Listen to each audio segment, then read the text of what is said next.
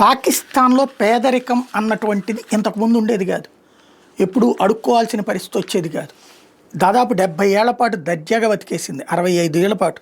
నరేంద్ర మోడీ భారత ప్రధానమంత్రి అయ్యాక అది అకస్మాత్తుగా పేదరికంలోకి వెళ్ళింది. ఎందుకు ఈ విషయం ఎందుకు వచ్చిందయ్యా అంటే, తాజాగా పాకిస్తాన్కి సంబంధించినటువంటి నాయకుల్ని అక్కడున్న మీడియా ప్రశ్నించినప్పుడు మోడీనే దీనికి అంతటి కారణం అన్నారు. అదేంటి, మోడీ వాళ్ళ దగ్గర డబ్బులు ఏమైనా లాక్కొచ్చాడా, లేదా వాళ్ళ మీద ఏమైనా యుద్ధం చేశాడా? ఏమీ కాదు. సుదీర్ఘకాలం పాటు పాకిస్తాన్ ఎట్ట బతికేసిందంటే, ఒక్క డబ్బులతో ఇద్దరు బతికారు, ముగ్గురు బతికారు. భారతదేశం అనేటటువంటి పేరుతో 2 దేశాలు కష్టపడకుండా బతికేసినాయి. ఇక్కడ మనం రాత్రి పగల కష్టపడతాం, అక్కడ కష్టపడకుండా ఈ డబ్బులు, భారత డబ్బుల్ని మనం ఎక్కడైతే రూపాయి పేపర్ తెస్తామో అదే పేపరు అదే సంస్థలో పాకిస్తాన్కి ఉంటుంది.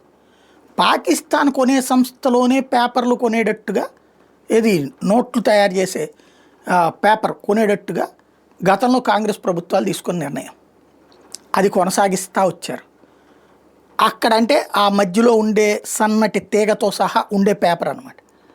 తర్వాత ఏం చేస్తోంది పాకిస్తాను, మన అచ్చుల్ని వాళ్ళు పెట్టుకుని వాళ్ళు ముద్రించి అయ్యే ఉగ్రవాదులకు ఇస్తున్నారు, అయ్యే అందరికి ఇస్తున్నారు. అది నకిలీ నోటు కాదు, ఒరిజినల్ నోటే అవుతుంది. ఎందుకని, ఇదే కాగితం కదా వాళ్ళు కూడా పెట్టింది.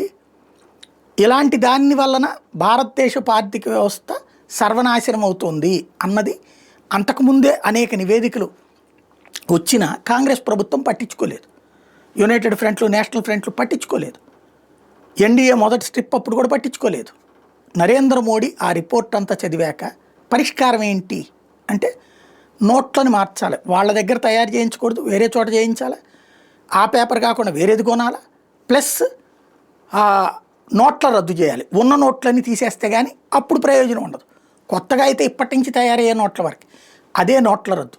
నోట్ల రద్దు తర్వాతన మనకి అన్ని నోట్లు వచ్చేసి నేను చెప్తున్నాను 98%, 98%, 99% కరెక్ట్.